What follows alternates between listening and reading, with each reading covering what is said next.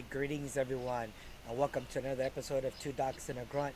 As always, I am Doc Number One, Luis Fonseca, 22-year Navy Hospital Corpsman, retired. Um, I spent 22 years active duty, was involved in the Iraq invasion, and was awarded the Navy Cross for my actions in the Battle of Al Nazariya.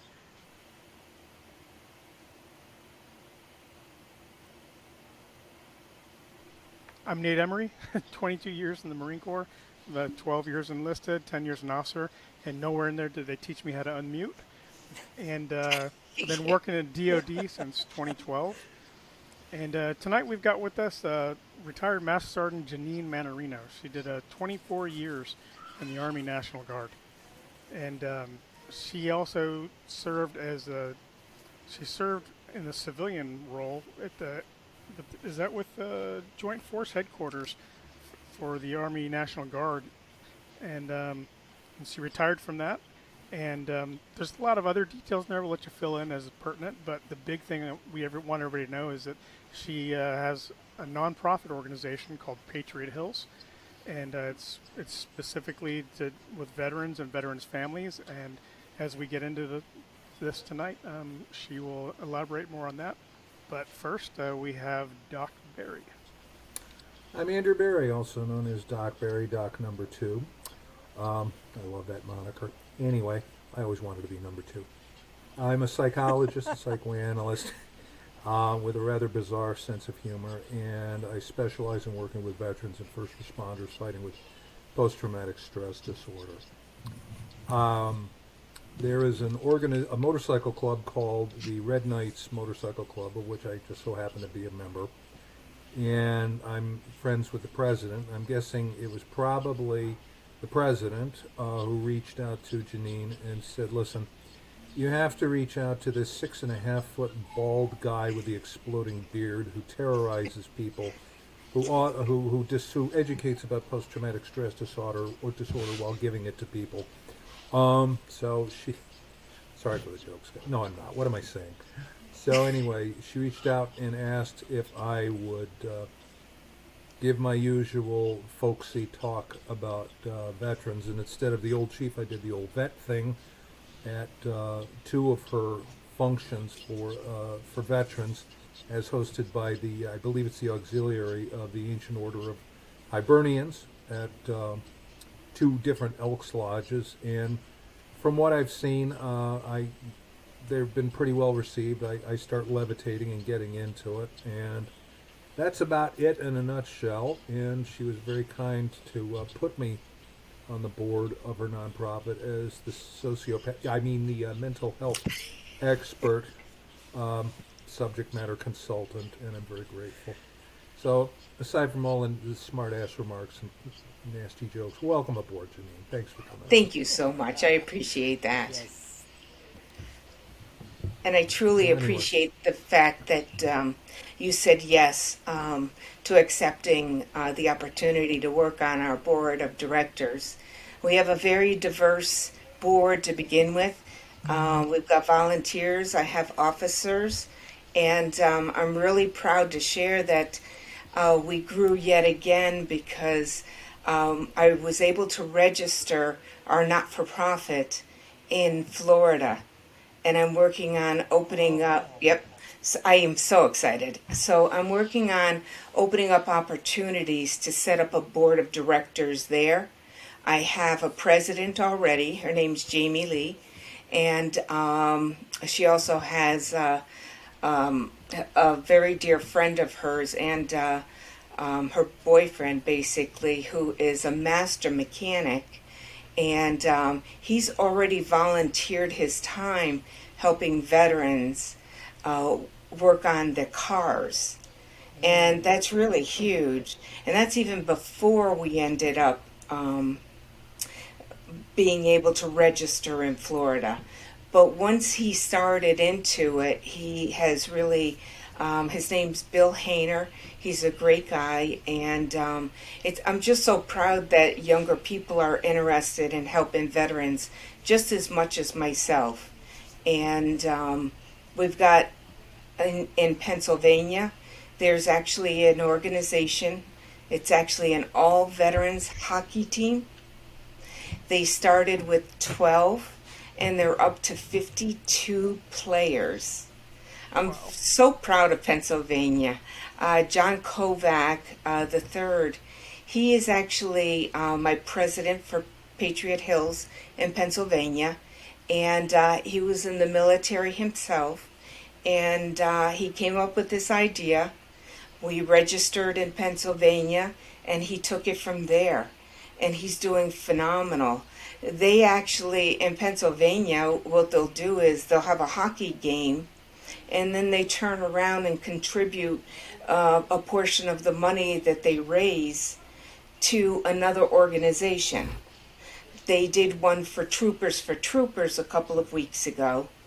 They do parades, and they're just growing leaps and bounds. It's very much of a national type organization. They're competing at that type of level, and I'm so proud of them because they started with nothing and they just keep on growing. And not only is it male veterans, it's female veterans, and they have some disabled veterans as well. Bringing it up to a whole new level. As most of you guys know, because you've been prior military, the military doesn't see, well, she's a girl, she's a guy. They don't look at things like that. They don't look at color. It doesn't matter when you're training, because you got to depend on the guy behind you or the gal in front of you, no matter what. So, it doesn't really matter. And you guys have all gone through the same thing. And when it comes to training, you lean on them. And if there's nobody there to pick you up, you're in big trouble. And I'm just so honored that John started running with this, and he's done such a good job. Hopefully I can give them a huge shout out. I'm going to be putting all of their information on our website. Our website was just redesigned. It looks great. If you go to it, it's www.patriothills.org. And Andrew Duckberry is in there, and he's got a great picture. And I'm just so proud because we've got people from, this started as a grassroots. It truly started post 9/11. I know all of you guys probably have a huge story, but that's pretty much where Patriot Hills started. And I unfortunately, or fortunately, whichever way you want to look at it, I didn't get to go to New York City for 9/11. I ended up on the Canadian border checking vehicles going in and out. And, I think all of us felt like we needed to be there. We all wanted to be there. We wanted to help the people of New York City and their family and their friends that suffered so much from this horrible, tragic, it is emotional. I do apologize. It was tragic. It was wrong. Thank you. And all I really wanted to do during that time frame was go to New York City, just like everybody else. But I did learn that it was very important that I was on the border because I learned something new. I learned, what was important to be looking for, what not to be looking for. So I had a whole new chapter of my journey through the military. So, I had to embrace what I learned. And once we were no longer on the border, I went back to my normal position, and I had the opportunity to work full-time in public affairs. And that's again where my life took another turn. And the job that I loved and I loved doing turned very difficult because the people that we were sending to Iraq and Afghanistan were not coming home. And my job was to go to the wakes and the funerals, to keep the media at bay, and to help the families. And that certainly caused me awe. And I had to clear my mind every time because it was very challenging to help these families when all I wanted to do was embrace them and love them and honor their fallen soldier. And unfortunately, some of them were friends of mine at the same time. And that definitely became very challenging to me as a person. And unfortunately, I started looking at my life and I kept on thinking to myself, you know, my friends are coming home from Iraq and Afghanistan and they're dealing with issues that I've never seen before. I read about it. I learned about it. I've seen war veterans. I've met thousands of Vietnam veterans. And at my age, World War I, World War II, Korean. And all of these individuals have different types of difficulties. And even if they didn't go overseas, they still dealt with something. Whether it was because of survivor's guilt, because their friends came home and they were messed up, or because they didn't get to go.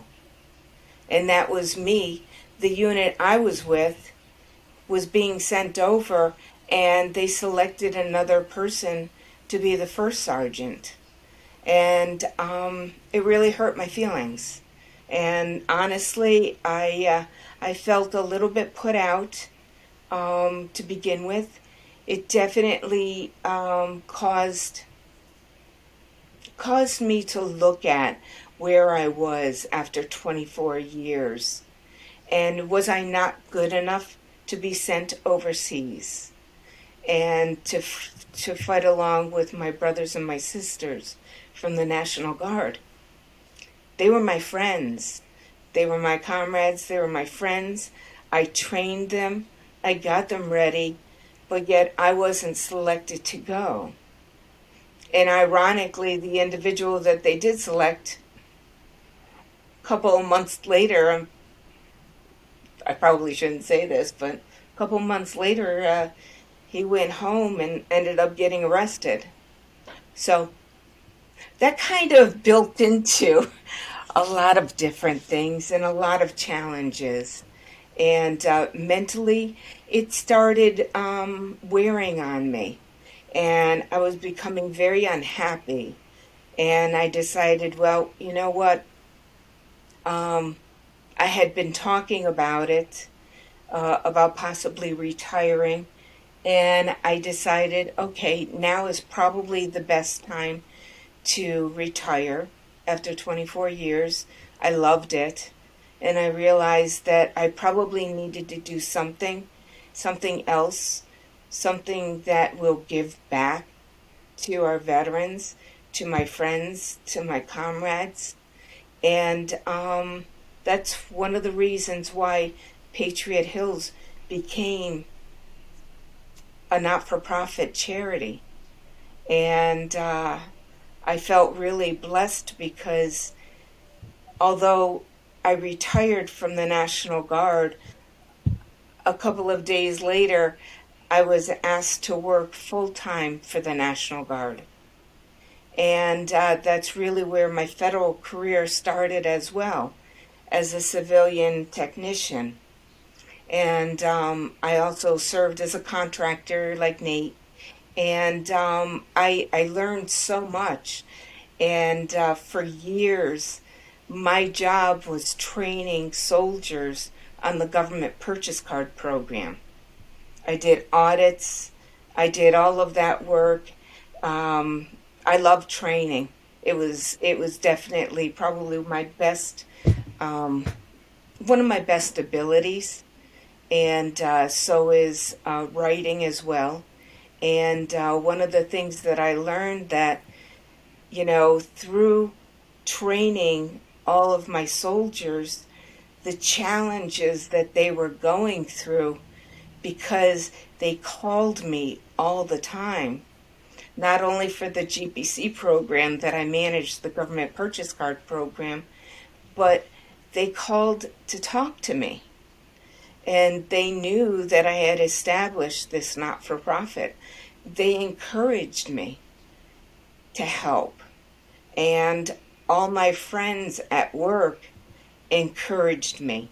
As a matter of fact, when I look back, I have the same people from 2003 working on our organization. How does that happen? my, It my happens by executive, not getting what you thought you wanted, right? who would think? I mean, seriously, my executive director is a Purple Heart recipient. He was one of my friends before he left. He came back, and I worked with him afterwards. And life just changed. My whole life changed, and it changed, I think, for the better, because now I found something to put my skills, my dedication, and the way that I can help our veterans by utilizing, we all know about applied skills. How many knowledge? Yes, acknowledgement is huge. So I used my applied skills to create a not-for-profit organization. Well, little did I know that we're in 2023, and we've been a 501c3 since 2008. It actually took 2 years to get our 501c3. 2. Do you know why? There's only two words. Because Patriot. I was gonna say I suspect I know because I was looking at the time frame and I know that was a Yes, it was. It was a there were a buzzword. lot of nonprofits that were stuck at that point, A lot of wondering why they weren't getting not-for-profits. approved. And after 2 years, they finally released it. And but I lost 2 whole years because of that. It is what it is. But as far as I'm concerned, that allowed me the time to really lock in more people for our organization, develop a better way of approaching our veterans, and it just opened up more opportunities for us at the same time. We've been working pretty much really since 2003, and we've grown with volunteers. And now that we're actually registered in 3 states, I'm pretty proud of that. And I'm proud of my presidents that are out there that took on the challenges. And I have a new president for New York. I'm very honored. He is actually he's a general, a brigadier general, retired. His name is Ferg Foley. I worked with him for many years. I've gotten to know him through the years, and he worked Homeland Security, the New York Guard, and GSA. He's got a great foundation and a great love for our veterans, and wants to be able to help. And actually, he's been helping me probably since 2003 as well. So, it's not like I've changed anything. At the same time, the only things that's changed are people have accepted positions and titles. And as you guys know, how important that is, because if you're willing to stand up like Doc is, that's huge. And now that Doc has, I am so blessed. I am, because of people like Doc. Because what Doc has given me is the opportunity to grow yet again and to really reach out. And I'm really honored because next week I'll be working, I have a meeting with Russell Sage College.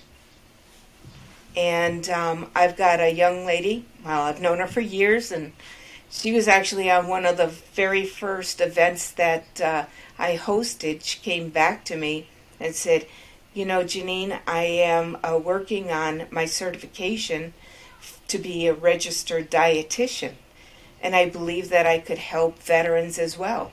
She herself is a lieutenant colonel in the Army Reserve. And I said, okay.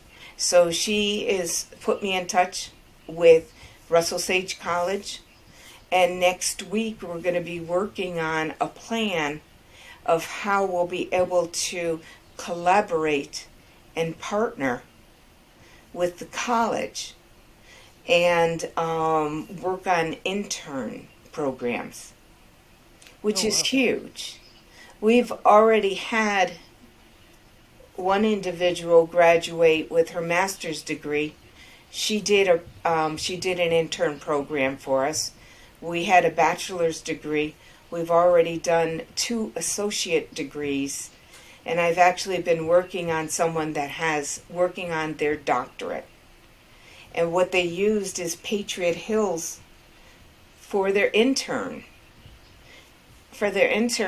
And that's huge because I turn around and all it takes is for me to track what they're doing, give them their assignments, and they turn around and get 12 credit hours for working for us. Wow.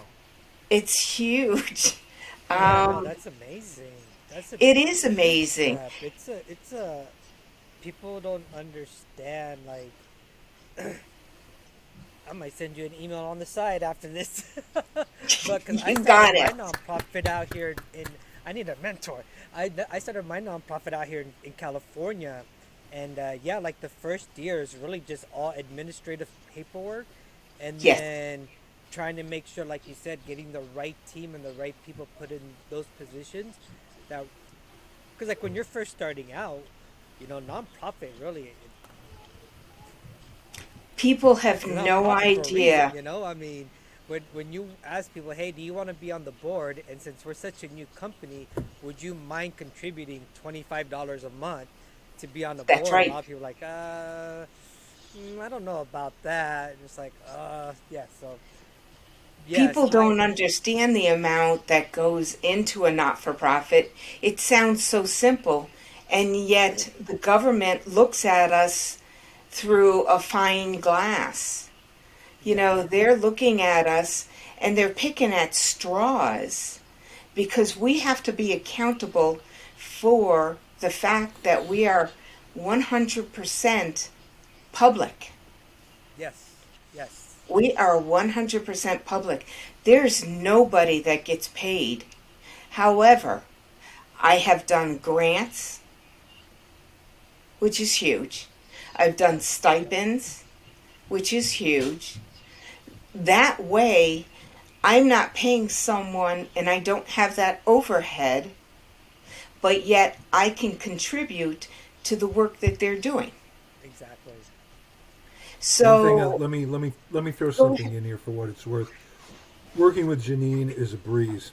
She never tells me what to do. She never takes the microphone out of my hand. She or somebody does the intro and say, "Okay, Doc, go run, go play, go have fun." And she doesn't micromanage me in any way, shape, form, or fashion. And by the time I get done, I'm levitating 6 feet off the floor like the Exorcist, and she keeps inviting me back. Thank you, Jeannine. Oh, I am so honored. You've done such a great job, which is really where I'm going with this. Because of your commitment, we're going to be able to bring Patriot Hills to a whole new level again. Because I do believe with the work that we are doing, I can actually now prove that our that our volunteers, our board, our officers need to be trained. Yes, probably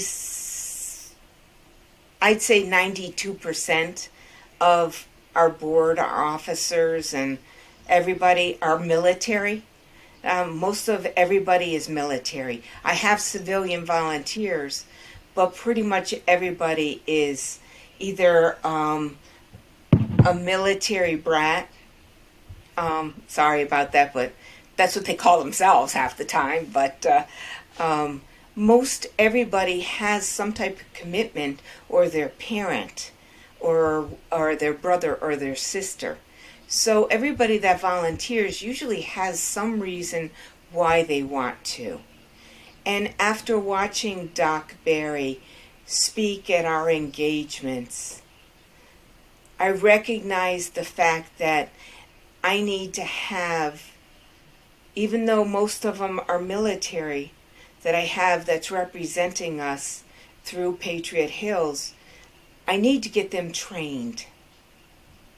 And I'm going to work on that. And we're going to figure out the proper way to get that, to make it happen. And lessons learned. You know, Doc is so powerful when he speaks. We've had 3 events. The first one was about military health and challenges. So military trauma and challenges.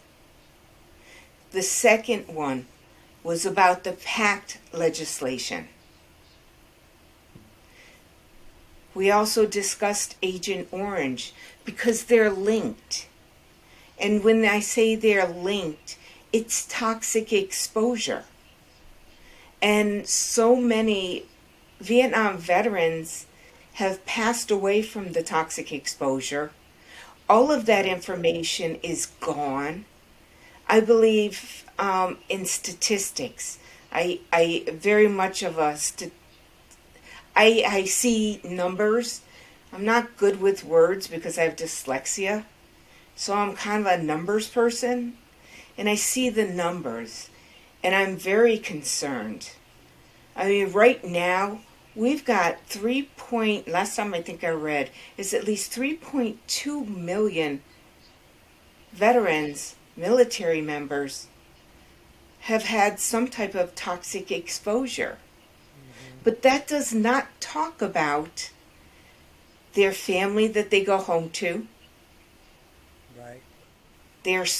Yes, and if they have children after the toxic exposure, I need to see these numbers. Because if you take 3.2 million and you multiply it by at least 7, that's exorbitant. Because each child, each wife, each husband is affected by one toxic exposure. I speak about that because honestly, when it came to toxic exposure, people didn't even know way back when they became coal miners. Oh yeah. My family in Pennsylvania, they were all coal miners.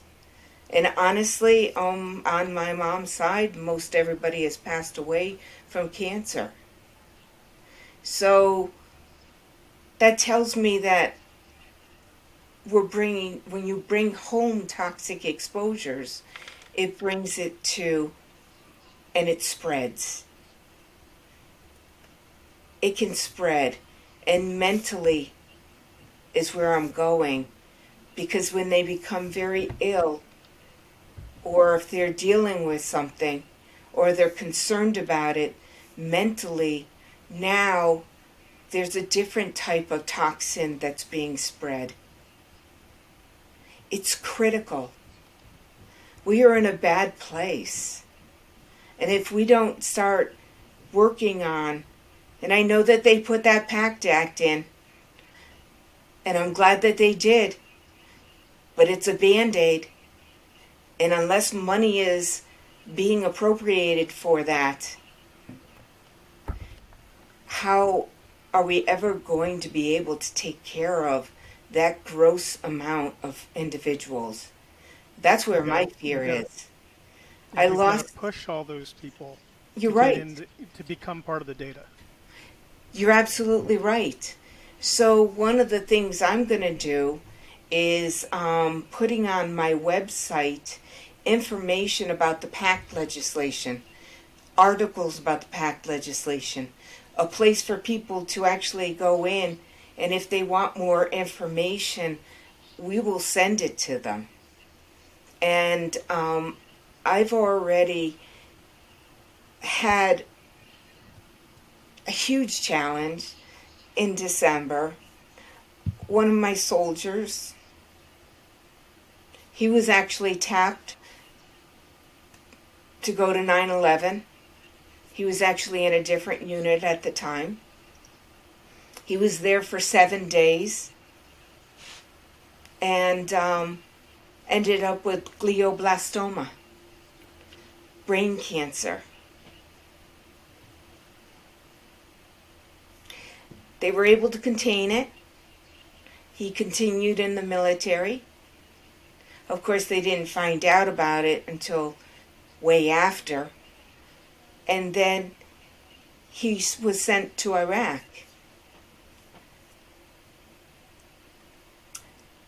where the burn pits were, and ended up with sarcoidosis. And that sarcoidosis got into his lungs, and it accentuated as it went up into his brain again. A man that probably one of the nicest men, nicest soldiers I've ever met in my life. He worked for me for several years in public affairs, and he never didn't have a smile on his face. And it was heart-wrenching because he just passed away at the age of 54 in December because of toxic exposures. And unfortunately, I should say fortunately in a way, I was able to attend the wake and the funeral, and I had a chance to talk with his wife afterwards, and I said to her if she needs anything to let me know. And I told her that I had the not-for-profit, and by the time I left the wake that day, we pretty much had discussed Patriot Hills helping her, because she told me she had boxes upon boxes of paperwork and she didn't know what to do with it. So I actually sat with her for 2 days and we went through every piece of paper that she had. So I put all of his RPAS together, the retired points accounting system. I put all of his orders together. I put all of his VA contact information together.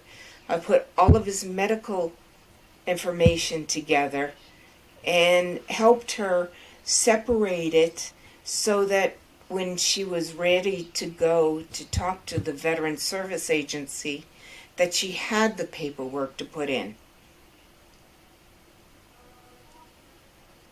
Now, this was to, so is this so after the fact she could become an annuitant for his Yes. exposures. Yes, I think, and the reason why I asked about that is we talk about the PACT Act a lot, and we tend to think of it right away as living veterans, and people don't really consider that that still doesn't matter whether they're alive or not. If they've got spouses or dependent children, that that that compensation should be going to them.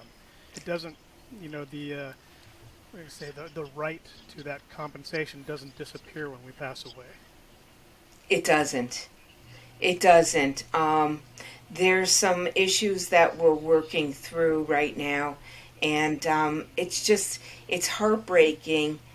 Not only did she lose her spouse, but the challenges that she's going through, knowing that he was so sick. She spent several weeks at the Fisher House, and he passed away here at the VA, at the Stratton VA, and it's heartbreaking because when you know the soldiers or airmen personally, I take it to heart. I've always worn my heart on my sleeve. I don't think I could ever take it off. I don't know a way to do it. I can't stop myself. I do believe, I don't know if everybody believes in God, but I certainly do. And I do believe He gave me a mission. And I feel blessed because there's other people that follow my mission. And I follow other people's missions. And I bring together their needs. Right now, I'm working with an individual from Washington State. He's dealing with some issues. He's a veteran, and he's got some issues. So basically, I'm helping him. Now, how do I find these individuals? Through my website, you can actually go on and write a request for a referral. And honestly, my website really actually only went live again. I had to redo it. And since I think it's been in existence, really, the updated one, probably about 4.5 weeks, and we had 79 visits the first week. We had 45 visits the week after that. I didn't get a chance to check the stats on it, but the more I talk about it, the more I find that people are going and checking it. And we've already had referrals come in. So as far as I'm concerned, that's huge. That's huge. It's a better website because it's much more updated. I had an old one out there and it just wasn't functional like this one is. And now I'm actually creating a blog. I have a young friend of mine. She just joined the Army National Guard, and she's going to write about going to basic training. She's going to write about going to AIT to become a 68 Bravo. She's going to be a medic. And I think that this is important because I do believe the information that she's going to be able to provide is something that these older people need to know about. Because we all know that basic training has changed through the years. And my form of basic training really doesn't exist anymore. The standardizations, the M16, all of that really hasn't changed. But a lot more of it is basically learning on a computer as well, taking tests on computers. So all of this is really important. And I use it, I want to be able to reflect through the eyes of a young lady that becomes a soldier and the different challenges that come come her way. And that will help as we go along, because I'll be able to learn from her, and it might help update some of the information that I am when I'm dealing with individuals, especially the younger generation. And I actually went to basic training in 1981, and I'm old. Even though my brain isn't, it just keeps on going. It's like the Energizer battery. You can't shut that stupid thing off. Well, I don't want to shut it off, but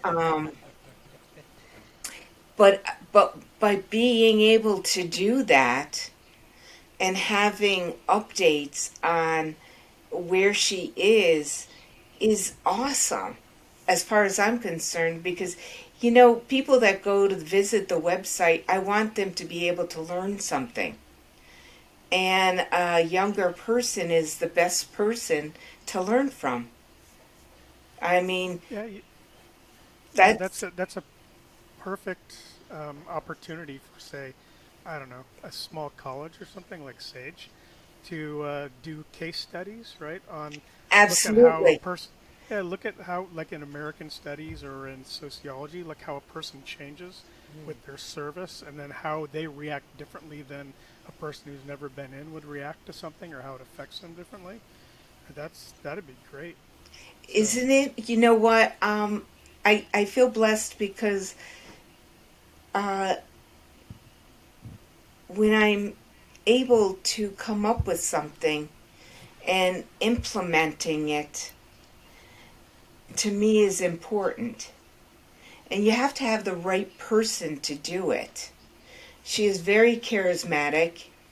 I believe people are going to be interested in what she has to say. And then we can create a blog. And I haven't even had a chance to talk to Doc about it. But I want to put information out on mental health, because it's critical. And I don't want our not-for-profit, I can talk till I'm blue in the face. But if one person reads information from Doc, it might tap into what they're thinking about. And maybe they will call that 988 number. Here's an idea for you, Jeannine. The next time you guys want me to come and yell, put a camera on me, okay?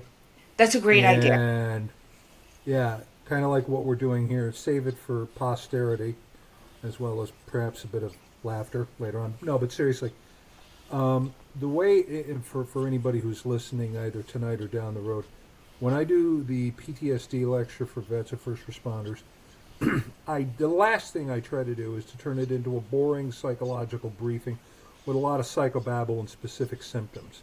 I take all of those symptoms instead, and I tell a story, and I give examples, anecdotes, and whatnot. I try to bring it down to earth. I try to make it relatable. And when I do that sort of thing, and you're my witness for this, Jeannine, I think I've had like 2/3 of the room in tears at one point. Yes. Because what I'm doing with these guys is I'm being blunt, I'm being in their faces, and I'm holding a mirror up. And why just isolate it to when I'm out doing this live? Put a camera on me and send us the link when it's uploaded. We can put it on our collection of videos, and you can link up to Two Docs and a Grunt, our YouTube channel. Let's spread it around, shall we? That is perfect. That is perfect. Actually, I think my executive director, Don Leinfelder, I think that he actually did tape quite a bit of it.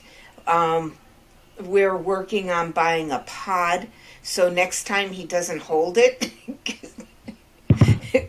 I walked up to him and I said, he goes, I think my arm is going to break. He had been holding it for well over a half an hour.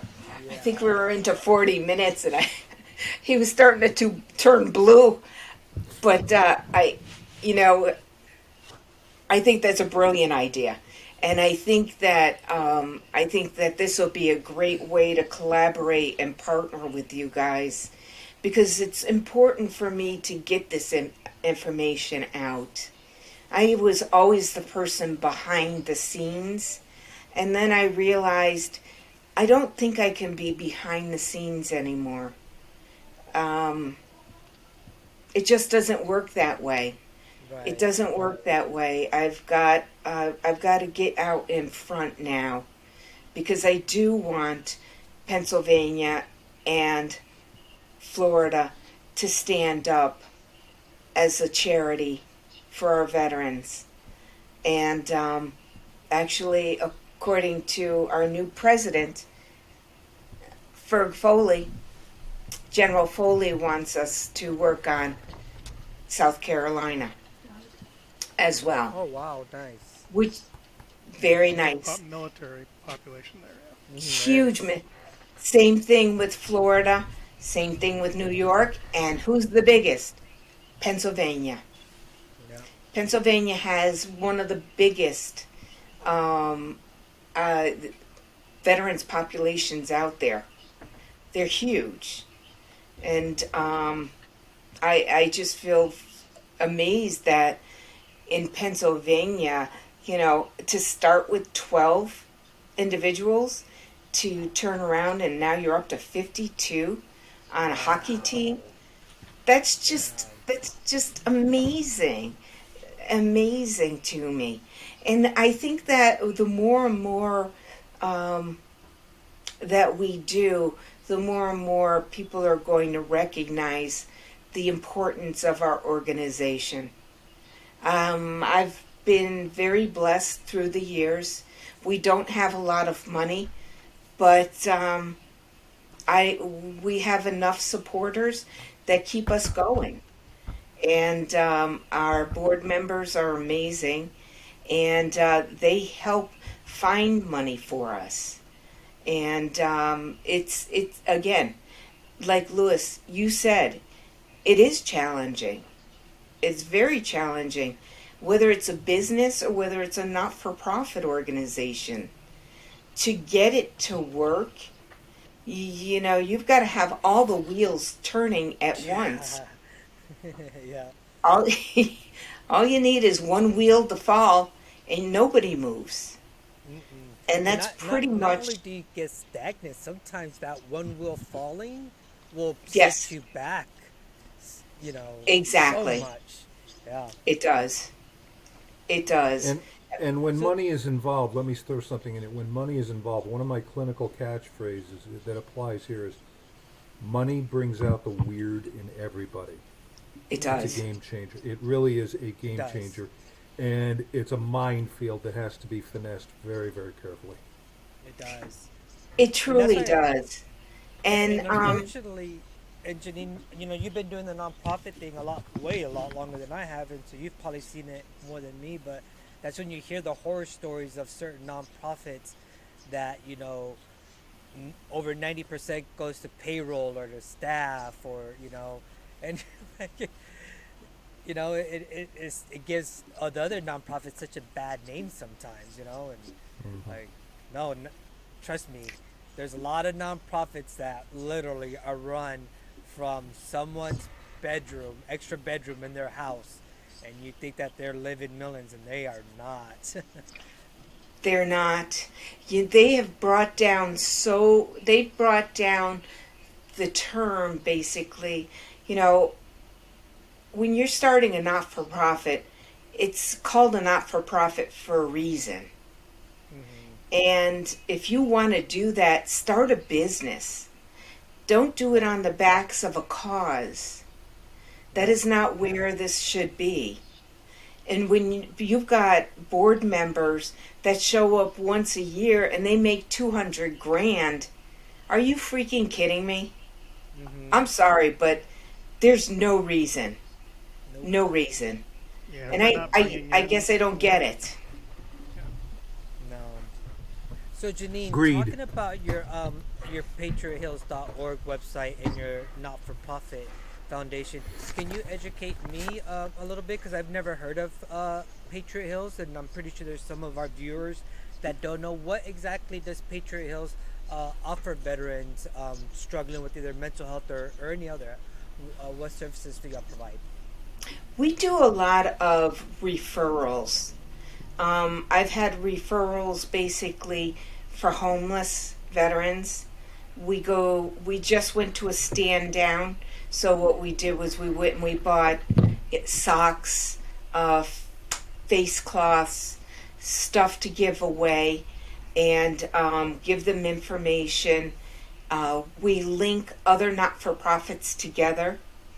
We work with other not for profits. So if, like in Pennsylvania, if John Kovac gives me a holler and says, because he's with the VFW there, he'll give me a holler and say, hey, Jeannine, I got a soldier that is destitute right now.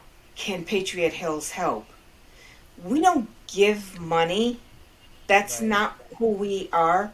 We fix the problem.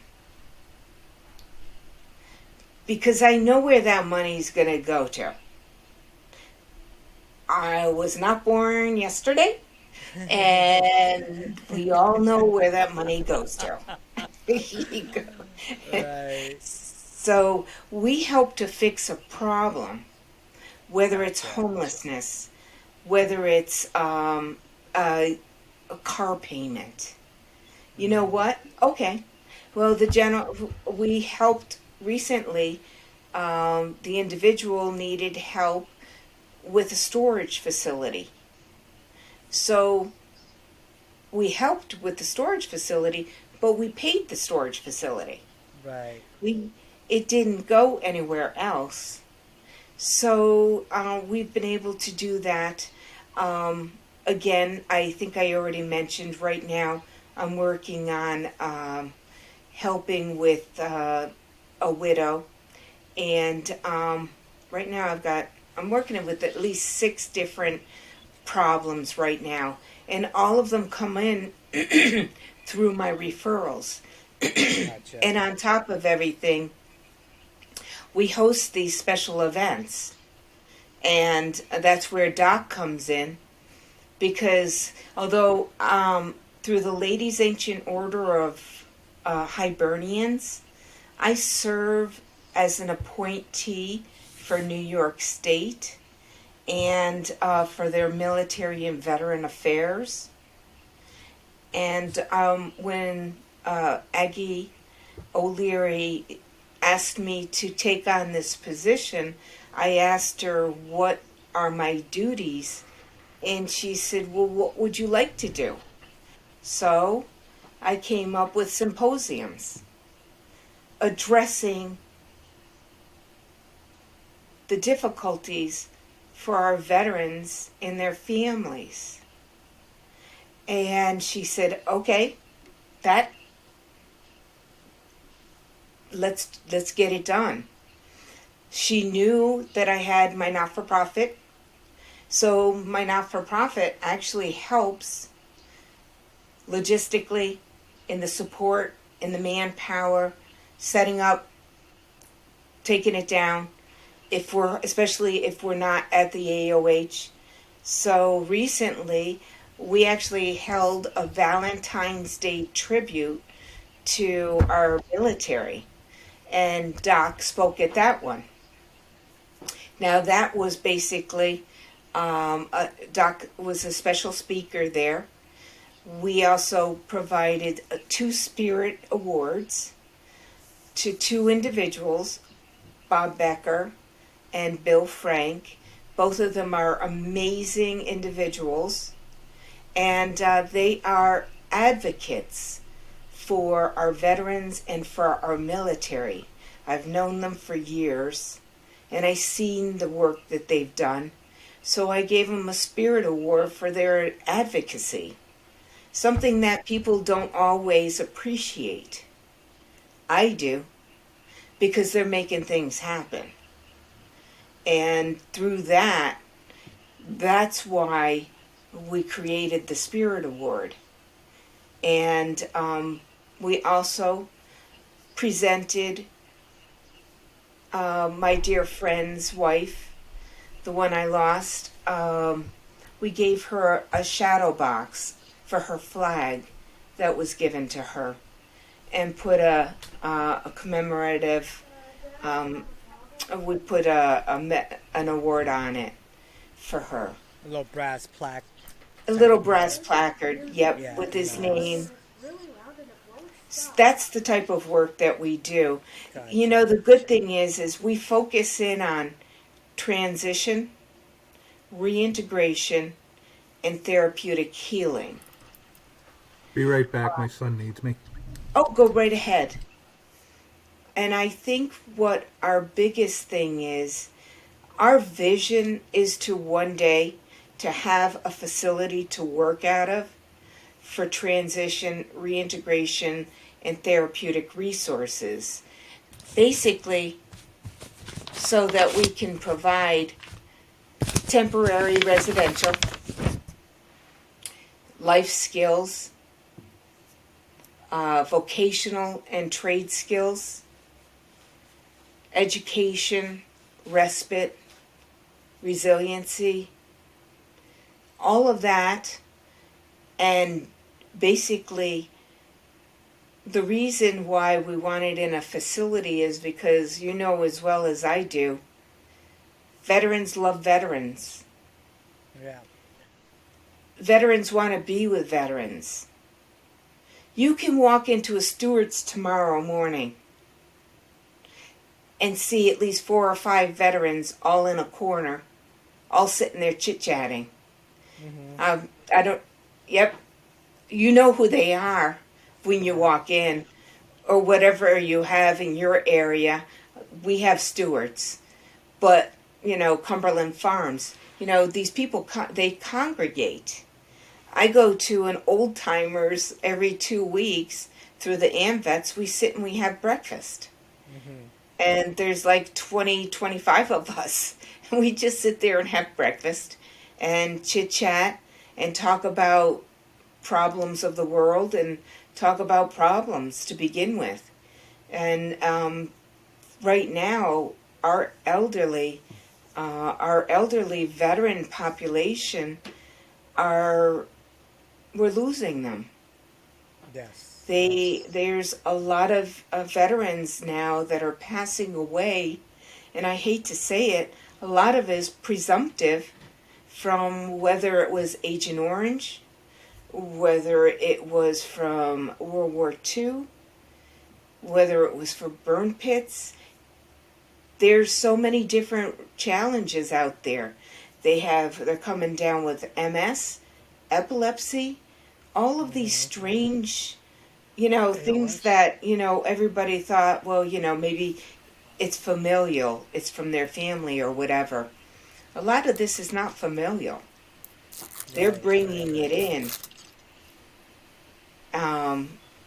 And then it becomes familial because you don't really know, especially a lot of the soldiers that came back from Agent Orange and then they had children.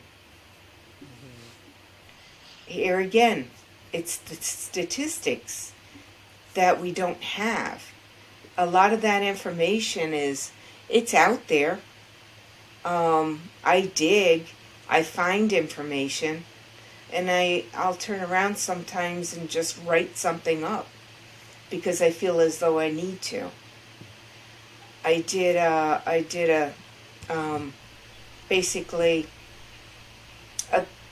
basically my own type of thesis on it, and I call it Day 91. Reason being is, especially for Patriot Hills,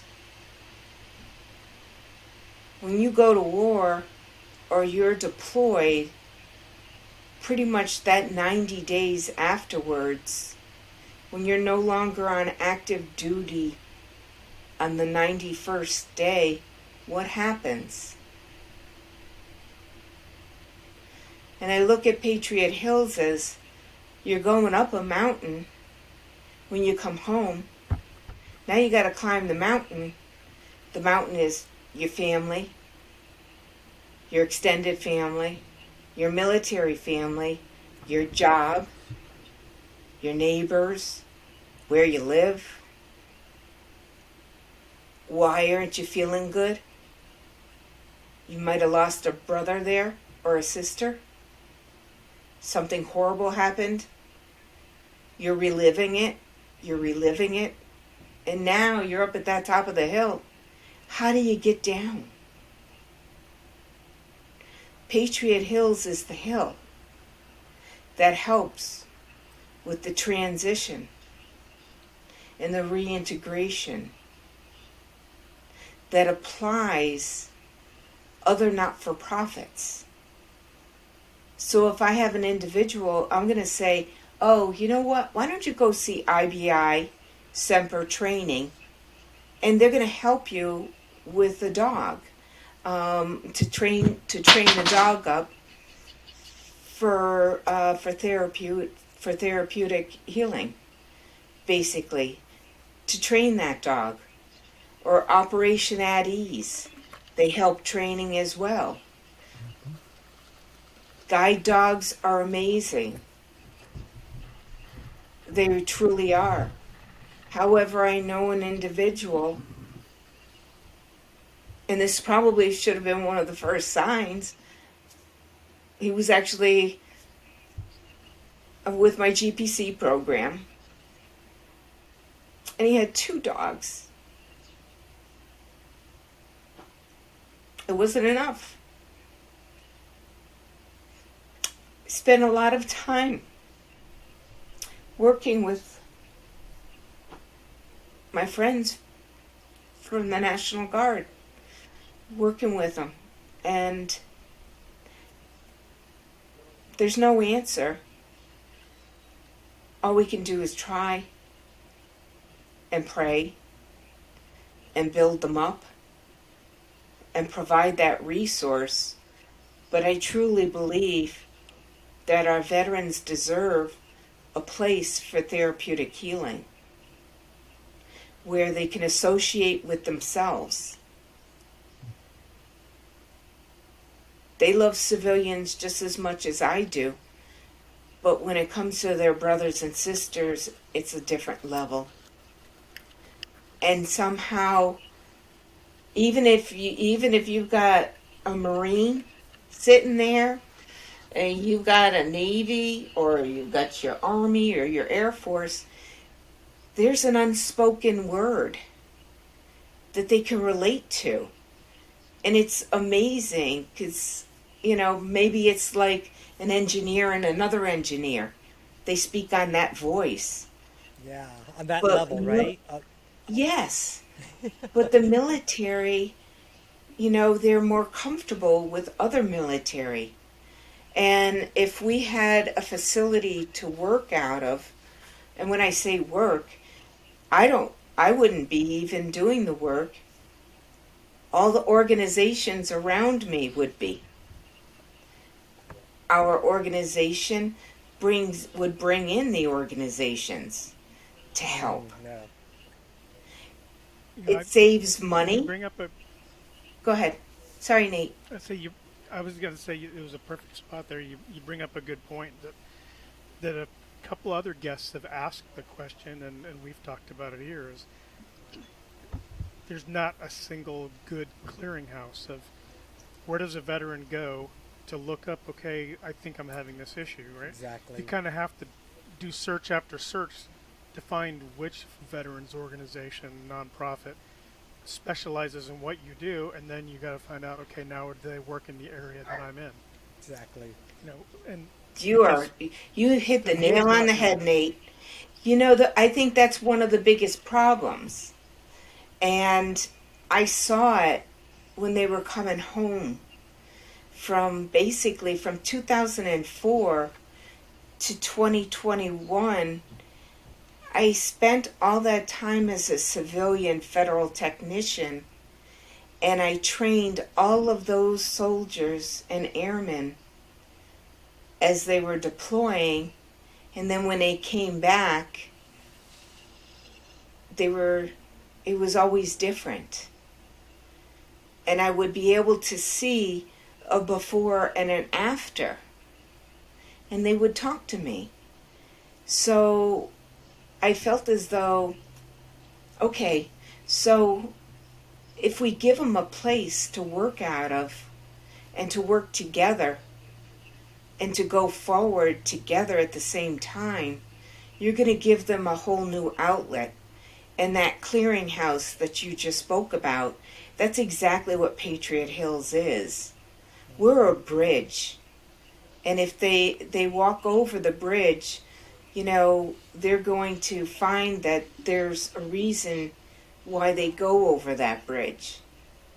And I don't have the answers for everything, but I gotta say I have a plethora of other organizations that can help.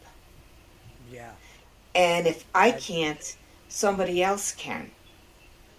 And that's exactly what John Kovac did. He said, well, you know what? I can help this individual with his hot water heater. We can help. And he said, Jeannine, can Patriot Hills help? So we both put our money together and we were able to help with that hot water heater in Pennsylvania. That's how networking is supposed to happen. Exactly. And somehow it's gotten twisted, and people think networking is about what can I get out of it for me. Yeah, how can I leverage this to so I can profit for myself? But Yeah, Jeannine that's M. not it. It's, Yeah, talk about network, Nate.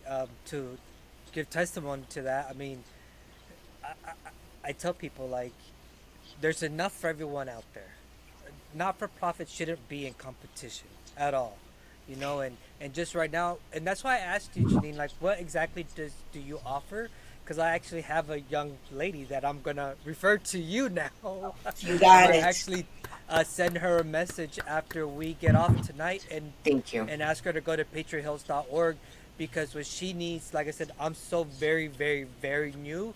I don't have all the resources you have, but like you said, what I do have is I'm retired and I have maybe a little bit extra time to sit in front of a computer and dig deep into, okay, I can't provide the actual resource you need, so let me, if anything, take the stress off you trying to dig through website after organization and organization of who can really help you, and then you build your list, right? Hey, I know Jeannine on the Exactly. East Coast can help you perfectly. I'm sorry that I couldn't help you personally, but this other company, I stand behind them. I support their cause. As a matter of fact, some of my organization, donates to theirs because we believe in them so much, or vice versa, right?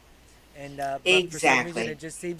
it seems like the not-for-profit world is trying to turn into this competitive world where it's no, I need to be the biggest one, I need to be the best. No, you don't.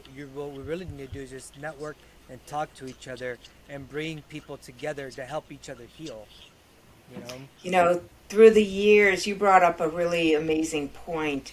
Through the years,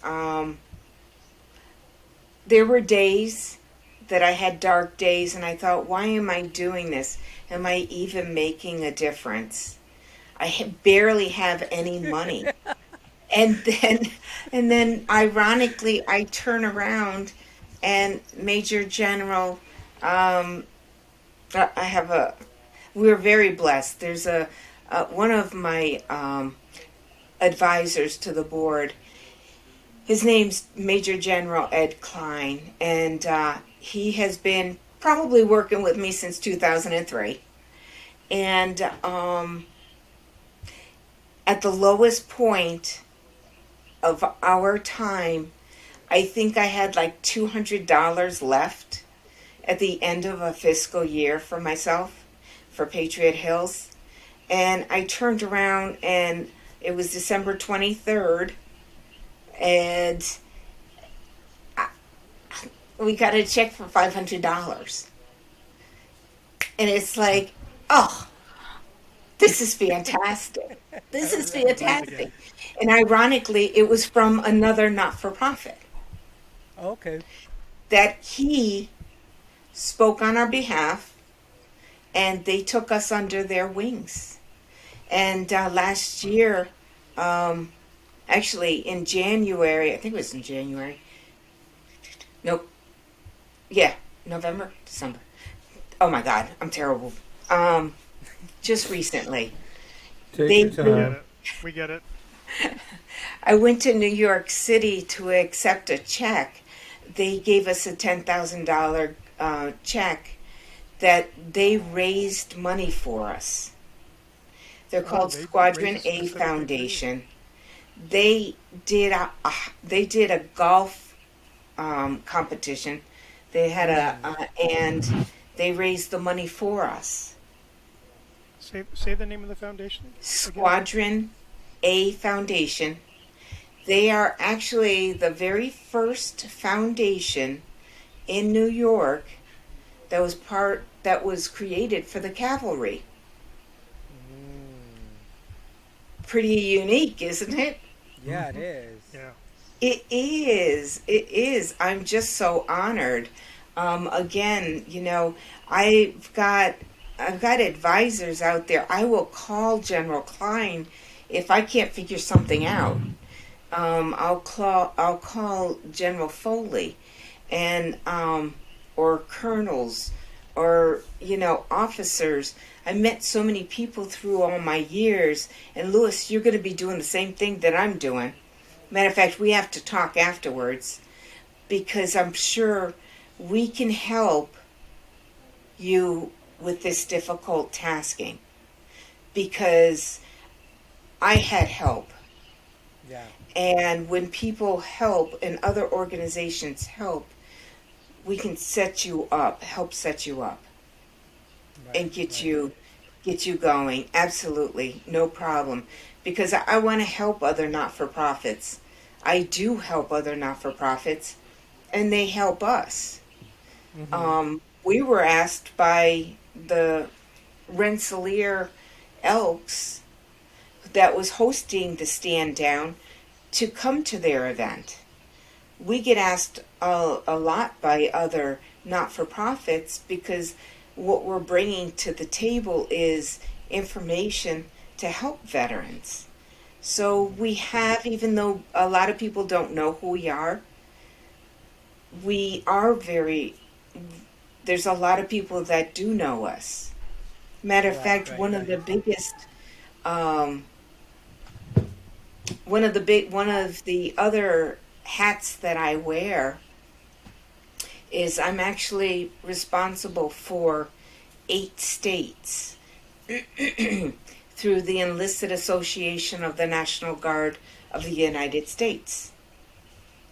And this organization basically is the voice for the National Guard and the reserves.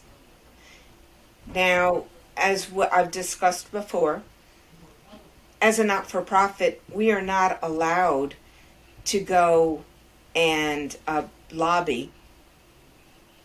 Right. That's not something that a not for profit can do. However, Correct. I can believe in a not for profit and be a part of a not for profit as long as I'm not the one that's doing it.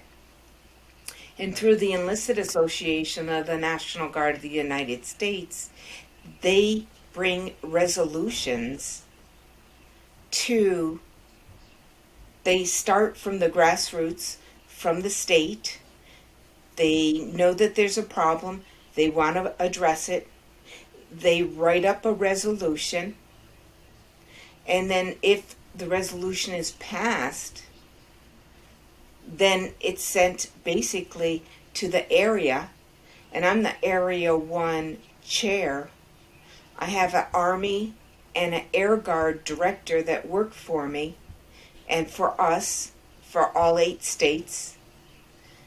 And we look at the resolution and then we forward it to the next step, which would be to the resolutions chair. And once it gets to the resolutions chair, it goes through a whole process. It's looked at, it's reviewed, and then it actually goes basically to the resolutions committee. And every year at the national conference is where they actually review what you want, what the resolution is, and they discuss it. I'm not saying it's always a nice discussion.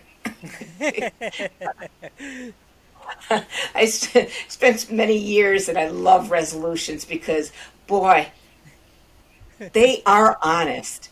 They are very, very honest. And I just love resolutions, I'll be honest with you. It was probably the greatest learning experience I think I've ever had because resolutions are passion. We have to take care of our veterans. We have to take care of our military. We have to do this. They need this type of equipment. That type of stuff is what the Enlisted Association is capable of doing. Oh, okay. And it's huge.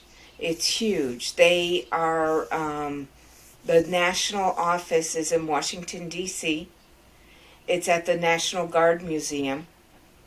And I'm very proud of this organization. This organization, back in 2008, basically, as an organization, um,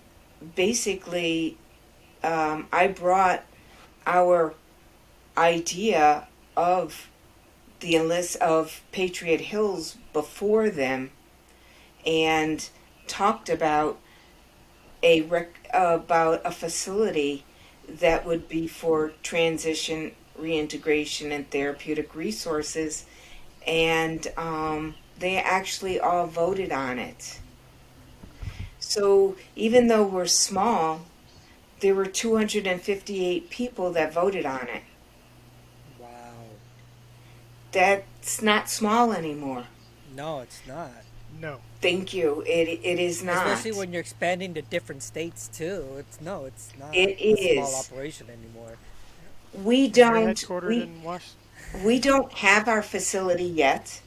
You know, we've had bumps, bruises, and I've been hit in the head a couple of times.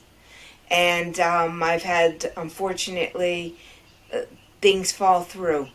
And, you know, I was ready to give up, and the Squadron A Foundation saved my soul yet again.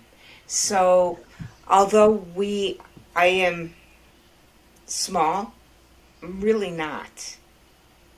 And I can help you in California and other resources.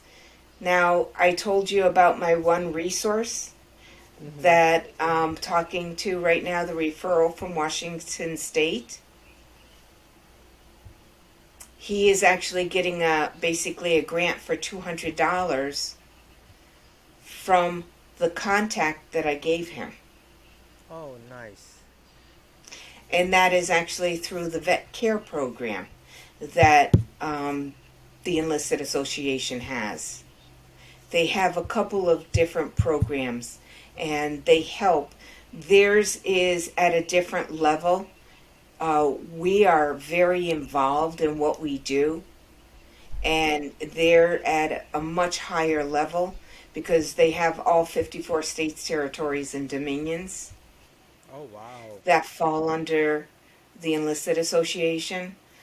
And I'm very proud of the Enlisted Association. It's really, that is probably one of the places where um, Patriot Hills started growing out of. Again, it was through all my friends and family, but then I brought it to another level, and they follow me. People follow from the Enlisted Association, and I feel so blessed. It's just amazing. I And don't understand it you're not myself small. because I'm technically I'm if I ever told you my grades in high school and in grade school, psh, it's embarrassing. And Well, well, you want to know Patriot what's Patriot funny is my mom and I were actually talking about this when I finally got all of my 501c3 and the state of California. Oh, well, I don't know. I don't know how all states are, right? I just did it in California, but the state of California, you submit it to like the state, and they approve you as a 501c3, but then you have to send it to, federal level. Yes. And so then the federal level determined that I was 501c3 qualified, but then state of California still had to review it once again before they Yes. put it on the Department of Justice to say that we're active, was it active in good standing or whatever it's considered. So it's yes, it's a Exactly. See, what you're doing here is you have to you have to do your incorporation papers and your mhm. bylaws. And what you're actually doing is you really have two exemptions. You have your state Yes. exemption, which is for the taxes. So if you go to purchase something, you can say you fill out. We have it's a ST. I think it's 119. You Yes. fill it out. You can bring it to wherever you're going to a Sam's or BJ's or whatever you're going to be buying, and you can get the taxes taken off. Now, at the federal level, that 501c3 qualifies you for the exemption Mhm. for individuals. So if you receive $1,000 gift donation, that individual can take it off their taxes. Right. That's so you really have two exemptions. Two exemptions, yeah. Two exemptions. It took me a long time to figure it out. I'll be honest with Well, you. And each state's different. it is, yeah, and like you know, you were saying, if you looked at my grades, I'm a high school dropout. So like I said, me and my mom were talking about this 2 months ago when I finally got the all the exemptions and everything put in proper place and everything, and you see the form and it says CEO, and it has my name on it, right? I was like, who would have thought from high school dropout to CEO? I love that. I love Uh, that. so, I love but that. Now, can I ask you, what is your not for profit going to do? Yes. So yeah, by all means, thank you for that. So No Shame Warrior Foundation was founded by myself, initially as Luis Fonseca No Shame, and the reason why it was Luis Fonseca, comma No Shame, was uh, as you know, Jeannine, I am a Navy Cross recipient. So equivalent in your world, you're in the Army, so that'd be the equivalent to the Army's Distinguished Service Cross. Um, so for many years, I hid in shame behind the bottle, behind uh, drugs, behind gambling, sex. I did everything to the extreme. A lot of people were like, "Oh my gosh, you're a competitive marathon runner." Well, I ended up doing that because it was something to the extreme. You know what I'm saying? I've done 50-mile runs and things like that. So when I had my suicide in 2018 and survived it, it was funny, like the whole secret that I was holding in from all of my peers and leaders, it was out, you know. And even though I had been NJP'd several times due to alcohol before that, it was really my lack of being comfortable or having the strength, the mental fortitude to advocate for my own mental health. And so when people ask me, why didn't you make it past E6 after 22 years? I tell them, I used to say it was because I was a drunk for 17 years. But now I say it's because I, I, I didn't advocate for my mental health because I lived in shame. And now I don't live in shame anymore. I'm not ashamed to say that, yes, I dropped out of high school. I'm not ashamed to say that, yes, I was an alcoholic for 17 years and I got in trouble in the military. I'm not ashamed that I have PTSD or chronic depression or anxiety.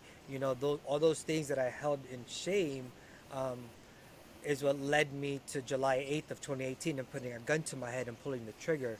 Um, and I know you believe in God. I'm actually a practicing Buddhist, but I do believe in one creator.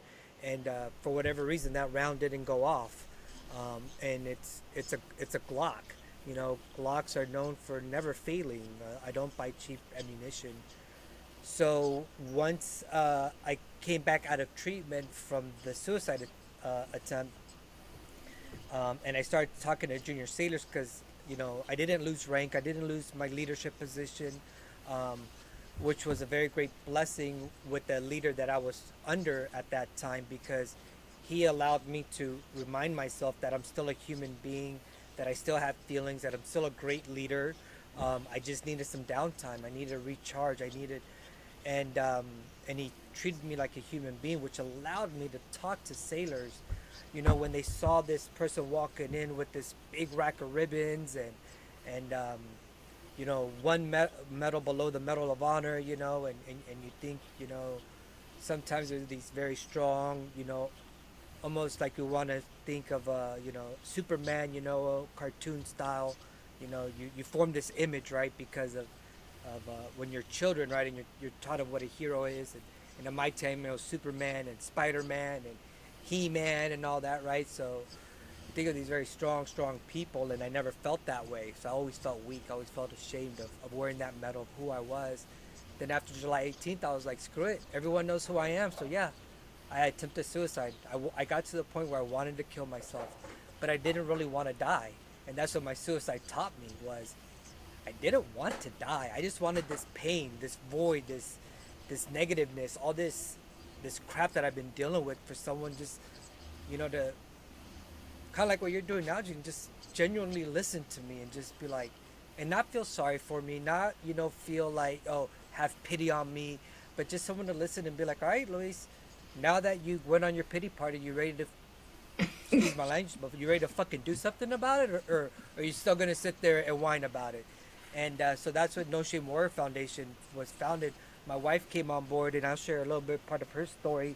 She's going to start doing podcasting as well too, on military sexual assault, because she experienced that in her military career. She's a retired Navy sailor as well, 21 years, and so she's going to do Christina Talk Sexual Trauma, and it's all about not being ashamed of talking about the traumas that we went through, surviving them, and what we're doing now today to keep us on the good side of the day, not the bad side of the days. With the final vision, and it's funny that you mentioned this, with the final vision, and I've been looking at property out here in Ramona. We have approximately over 672 miles worth of hiking hills right here. I live about 40 minutes east out of San Diego, California. So I live in mountain country, what we call it.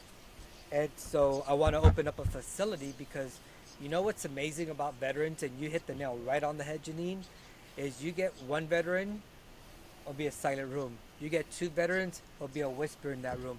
You get 3, 4, 5 veterans, that room becomes louder. And all it takes, honestly, is a fire pit. Yep. Bring That's a it. bunch of veterans around. That's exactly what Fire Patriot pit Hills. right there. And you don't even have, it doesn't even have to be, you don't even have to sit there and talk about mental health. But I guarantee No. you what's going to come up in that conversation eventually is mental health, it's deployment, it's duties, it's missing birthdays, it's missing anniversaries, it's missing school stuff, it's missing the first day of school, it's missing graduations. All of that will eventually start coming just out of natural, right? Natural speaking, because why? Veterans have all of that in common. Regardless of whether you went to war or not, there's still those pieces of the bridge that are common pieces of veteran, right? And so yeah, part of my my end goal is the facility that I'm trying to build is in order to have all the holistic medicine, kind of like I guess what you're having as well, the yoga classes, the meditation, the mindfulness, having, hopefully one day I can have a paid Doc Barry, to be an actual doctor and come out there and do stuff, but make it a family enrichment retreat. And why do I say Yep. family enrichment retreat? Because healing involves the whole family. My mental health, my suicide, my alcoholism didn't just affect me and my Navy career. It affected my kids. It affected my spouse, right? So I'm a firm believer in coming and bringing the whole family over and healing together, because that mental health is crisis. The whole family goes through it together. So I want to bring them all together. Have different therapeutic, whether it's a one-on-one session with a counselor, a licensed counselor, a family session, with a licensed counselor, or you just want to go on a hike today, or you just want to take care of the horses today. Because another thing that I found out was, for me personally, whenever I got sent to either an alcohol treatment facility and or a mental health rehabilitation facility, is like everything is so rigid and structured. It's like you wake up at 6 in the morning and breakfast is at from 6:30 until 7. And if you're not Yes. there, you don't get breakfast. Your first class for mental health is at 8 in the morning, and if you're not there, oh, you're gonna get a demerit or you're gonna get in trouble. And I'm like, how am I supposed to heal in here? I'm just once again in the military setting, right? And so the It's a plan number. is, yeah, exactly. So my plan is, you sign up for what you want to do. You, like I said, you just want to go hiking for 5 days out of the week. Go hiking. I Kayak. guarantee. Yeah, go kayaking, whatever. I I want to go guarantee you. kayaking. Yeah, you're gonna end up speaking to a veteran or another family, and discovering that your family isn't the only one that goes through this. And what I want to do is kind of like you as well, is so I also graduated HVAC school. I'm an HVAC technician, and at the end of this month I'm going to be a welder. I graduate welding school, and the plan is to go on to electrical school to be a electrician, electrical tech. That has allowed me to become friends with some of the presidents of the unions down here in San Diego. So I've been talking to them about how I can get the union to come up there and hold very miniature classes on basic electrical, basic automotive, basic welding, basic house maintenance. Because Yes, sometimes, like you said, that's it. sometimes some people just need to feel like they have a skill that they could provide their family. You know, Exactly. you're in the military for so long, and you were trained how to do a certain job for so many years, and even as you move up the ranks, you get trained on how to do everything. But after 20 years, then you come home. You've never been trained how to be a parent full time. You know how to do it when you're at home between 6 p.m. and let's say 10 p.m. at night when the family's awake for those 4 hours. You know how to be a parent. But now you got to be a parent 24/7, you know?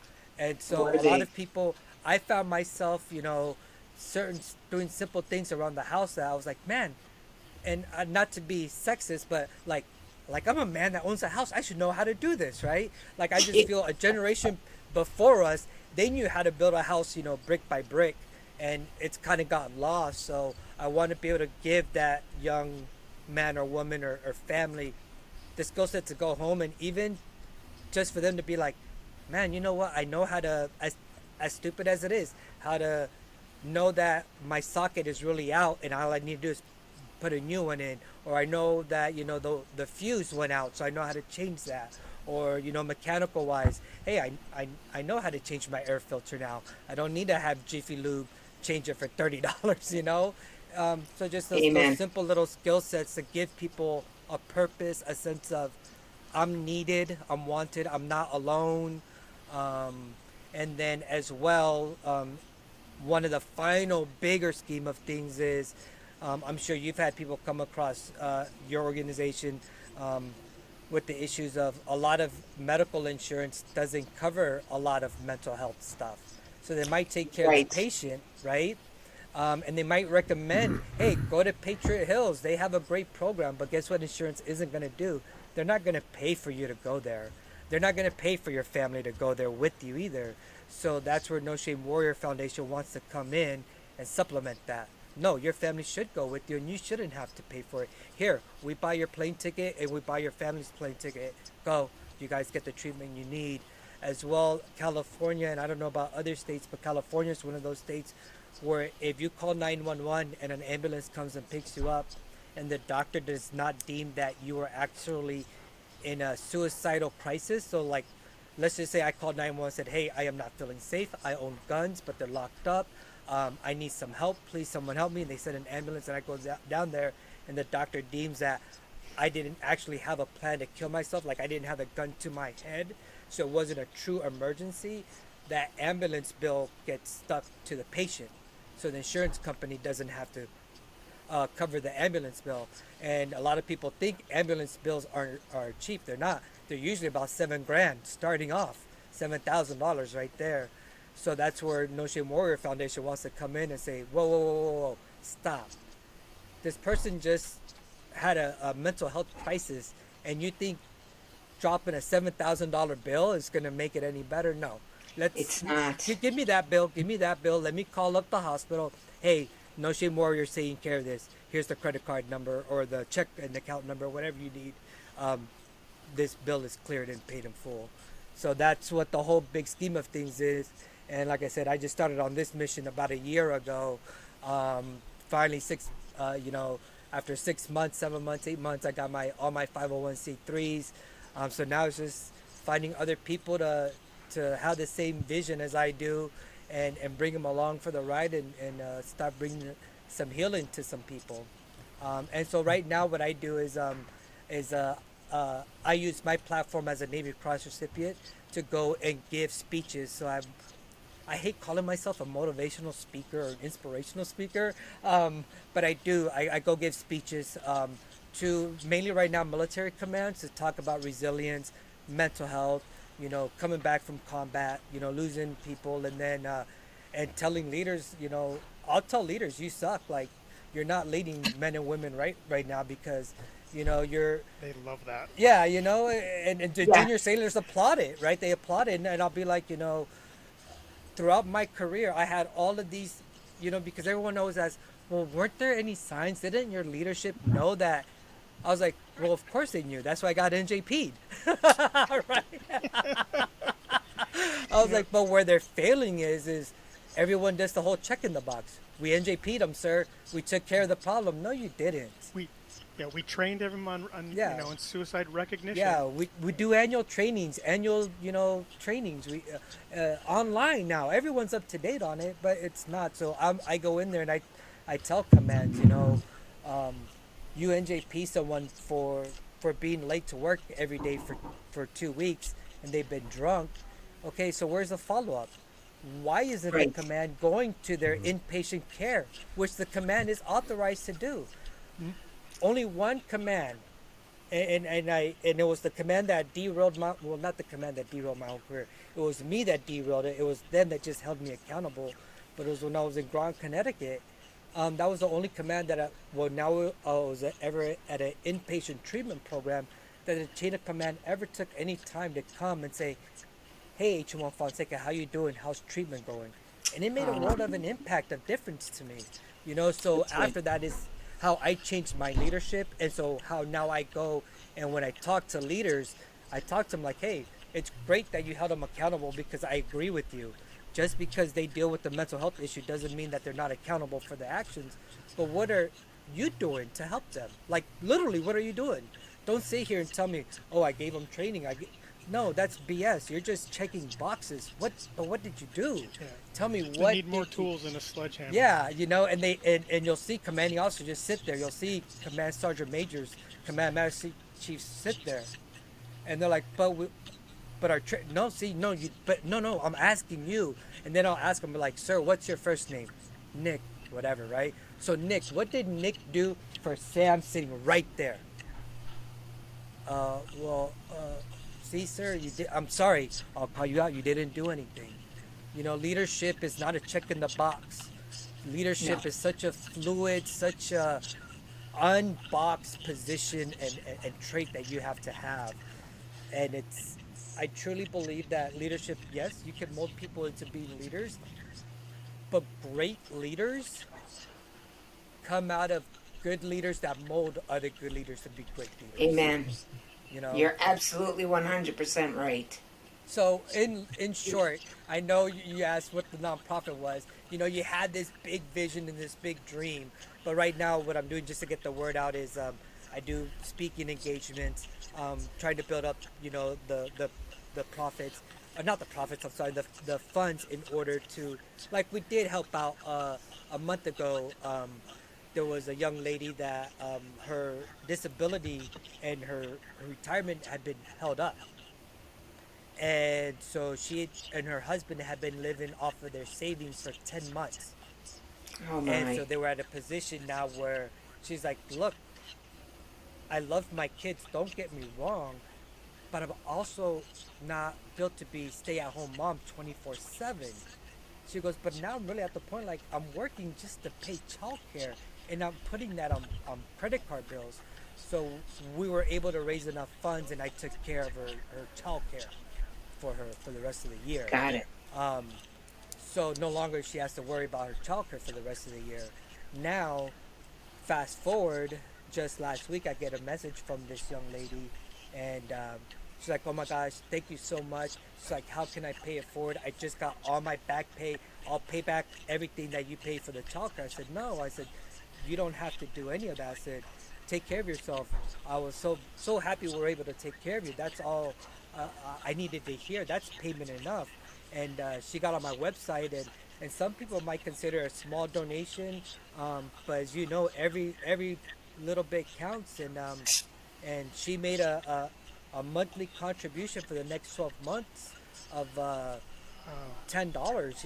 And to me as a nonprofit, that's my very It's first huge. monthly contribution, and I see those $10 like gold. I'm like, oh my goodness. And I look at my bank account and I get teary-eyed sometimes because I'm like, oh look, it grew a little bit, and a dollar here or $2 there, right?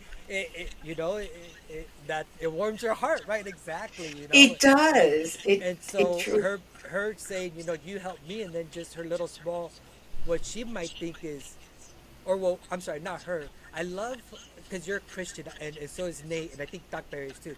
But I love how in the Bible there's always a story of the very elderly homeless lady that came up and was giving like her pennies basically Yeah. to I forgot if they didn't call them churches back then, but I forgot what it was called. But all of the rich men were making fun of her, and Jesus Christ was standing there and said, "In my heart, she is more richer than you because she is giving everything that she has, and you only give what you want to, basically, right?" So to me, Yes. that young lady, that $10 to me is to me is that story in the Bible. Even though I'm a Buddhist, it's that story in the Bible, right? It's her giving me everything that she has because I already know her situation. And this part of me is like, no, you need those $10 more than I do, right? But I Let know me for her, it's her humbling down and saying, "This is all I have to give, but please help somebody else with it." You know.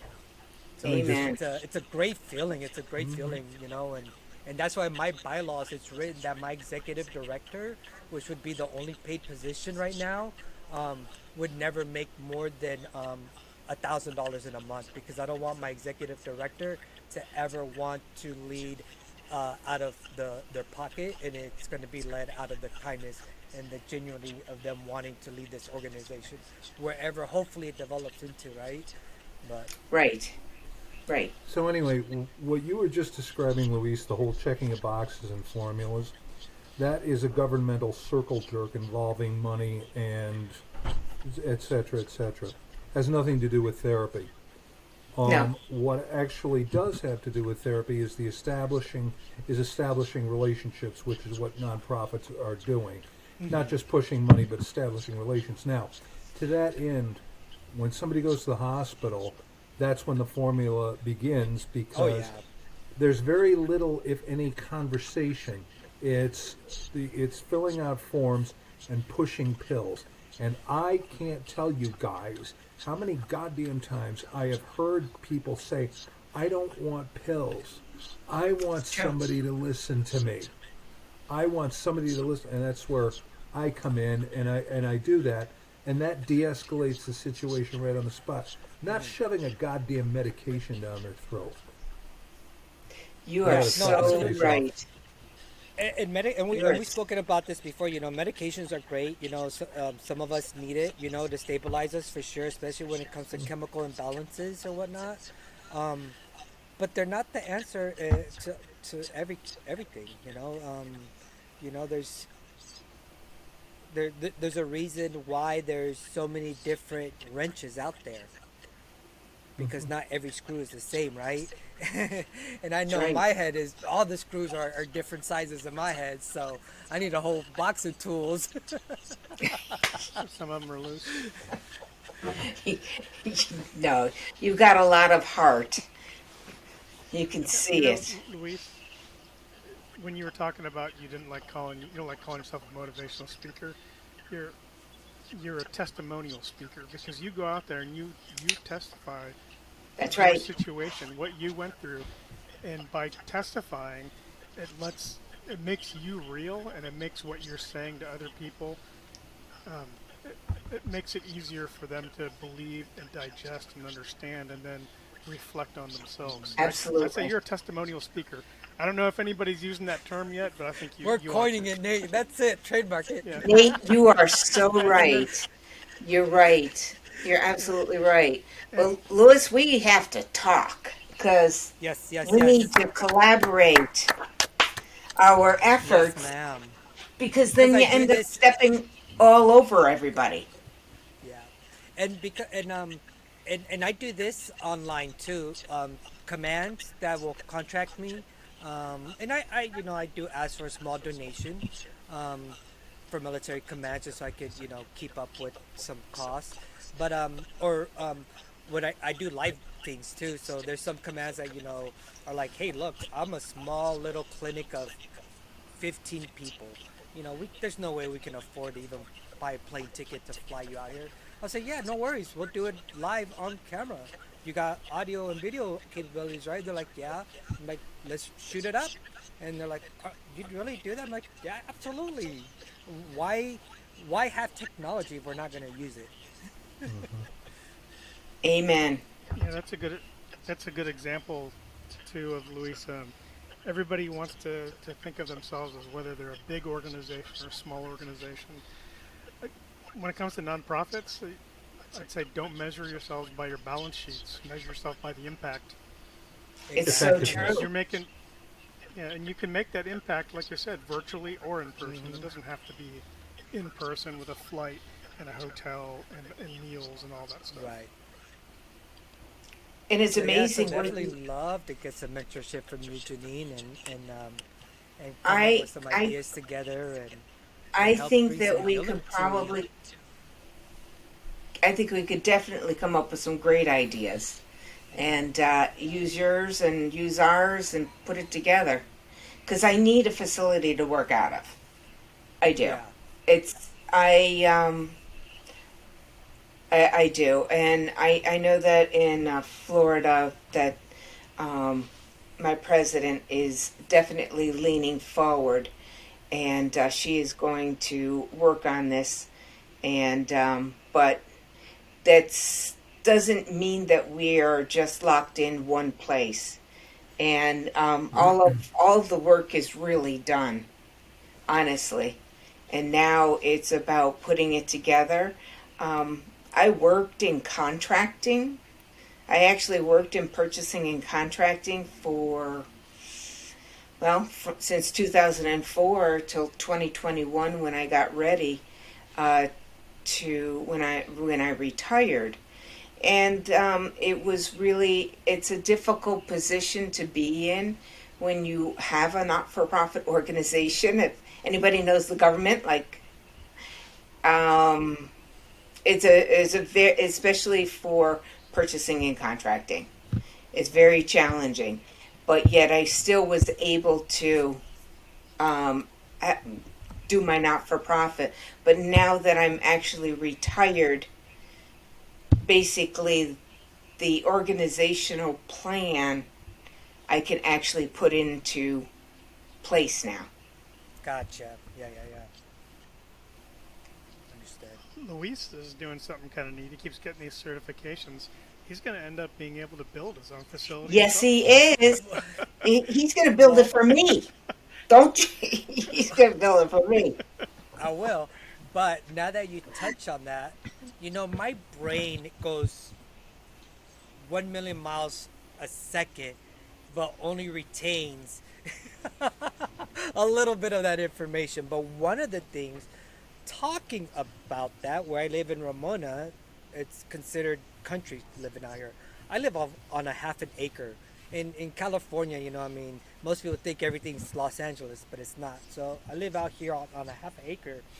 And so with these certs, one of my plans actually is to do that, to kind of either, I know the military has skill bridge programs for veterans, but what I want to do to get our high schoolers ready for the real world is I want to set up, I'm going to start a handyman business. And so, because I'll be a certified electrician, welder, and HVAC tech. And then my other buddy, he's an electrician and a plumber as well, and he's going to graduate welding as well. So we're going to go in together. And the plan is I was asking my daughter. I said she's in welding class in high school, and I was like, in your welding class, about how many of those kids do you think are really going to be welders when they grow up? It's like, I don't know, Dad, maybe like one or two out of the class. I'm like, oh, cool. You know, that's one or two new employees, right? So what my plan is at 16, when they're legally allowed to work, you know, I'm in good contacts with the school here because I'm actually going to do a speech for the school. I got into the school system here to do mental health speaking and motivational speaking about speaking up about your mental health. But anywho, what I want to do as well is be like, whoever here really wants a career in either electrical, welding, HVAC, or plumbing, my truck will be here at 3:20 right after school. Hop on in. You know, actually, you know, they'll apply just like a regular job. You know, hop on in, and we go to the job site, and they'll be under an apprenticeship style, right? And then they keep it up for the 2 years. When they graduate high school and they have their certs now they're certified HVAC tech or whatever it is. Now they come to me and they say, all right, boss, we have two options right now. And I'm going to be like, what's those? They're going to be like, I graduated high school and I got my certs. So now we need to either renegotiate my pay or I need to go find work somewhere else. And I wouldn't be too proud to say, no, the certs that you have and the skills that you have, your value would be a lot more better at this other company. Let me call the owner up because I know him. Because our company's too small and I can't pay you what you deserve. I want you to get paid what you deserve. And so that's my plan with the high school and the trades. That's why I'm actually So getting so you'd be many like a trades stepping under my stone. belt. Yes, kind of like a You'd be a stepping transitional. stone for, it's a transitional program. Yeah, exactly, right. And so I would also use that model Exactly. for veterans, right? That want to, you know, the ones that were welders in the military and just kind of need a segue out, right? With someone that understands what it's like to be like, oh shit, I did this for 10 years in the army, but what am I going to do now, right? Like, do I really need to go to college? Where do I get the certs from? How can I challenge this certification because I did it in the military for so long? We found out how to do those type of things. So a lot of things going on. Yes. It's all good. I appreciate all that you're doing. Seriously. I Thank think you're you. on the right road. I absolutely Thank you. do. I know. Well, I so I'm appreciate this evening. It was such a Yes, same pleasure here. meeting everybody. And I'm just so grateful to Doc for asking for, and joining my board. Yes. Yeah, Yes. you got to Yes. give us up. You got to give us updates so Yeah. we know how things are going and we I can let other do. people I know. was actually thinking about that. Might be something that we'd be able to do more on a maybe a quarterly basis or something to Yeah, and it doesn't have to be 2 hours at a time. I mean, we can do right. 15 half-hour update and That's do it on a different day of the week. And absolutely. And I'd like to be able to put you guys on our website so that we can provide this information. And especially, you know, you guys are dealing with some pretty heavy stuff. I was listening to some of your podcast, and I appreciate all that you're doing. And, you know, you guys are on the right track. And a lot more people are listening to podcasts these days Hmm. Mm-hmm. because most people, a lot of people don't am I going to say this out loud? Hell, a lot of people don't trust the news. Right. Exactly.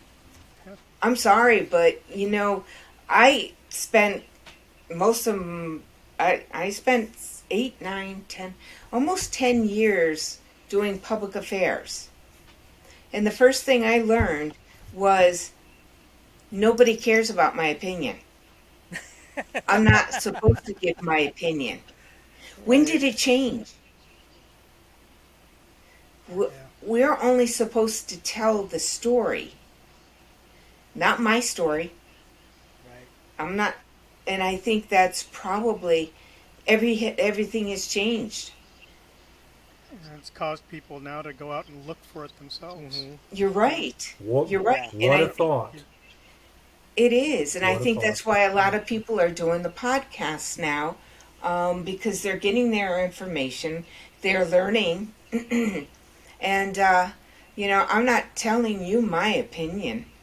I'm telling you what I'm doing, Mm-hmm. and Yep. there's such a big difference now. And I applaud you guys for doing this. This is great. Well, you You're as well, all Jeannine. really Thank you. amazing. Well, not you as well. I Thank mean, you. you've been doing this a lot longer than we have, that's for sure. And Doc Bear, I mean, he dedicated his education and his life to this mission. So it's you all. He certainly did. You And know, I do believe that, and once you do have things, once we start working together, I think that I do believe that with Doc's help, I do believe that we have to get our volunteers and our boards and our officers trained. yeah. And that's my Well, next step. to that end, I mean, a good place to start is just me. I'm kind of a one-trick pony. Let's face it. I have a Yes, you very are. small fiefdom. I have very small fiefdom, but apparently, according to you guys, I know what I'm doing. So I will give the vets talk to them because if all I'm doing is just outlining psychobabble and symptomology, people are going to fall asleep inside of 2 minutes. You get me there, and I start telling stories and bouncing around the room like I always do, and it's like the wheels start turning. It's like, holy shit, I know somebody like this. This guy could be describing me, and you make the material identifiable. Like, yes, I've seen this before in others, maybe even myself, and that stimulates discussion, that stimulates questions, that stimulates disclosure. That's what we do, by the way, on this podcast, is disclosure. Disclosure breeds disclosure. And you said at the beginning you were getting choked up. Don't you dare apologize for honest emotion. That's what this podcast is all about. Louise has broken down any number of times. I've seen Nate get choked up, and I have too. It's real. It's honest. Don't censor it, for God's sakes. It sends a very clear message that we care about these men and women, and we're here to do something about it. Period. End of story. You rock.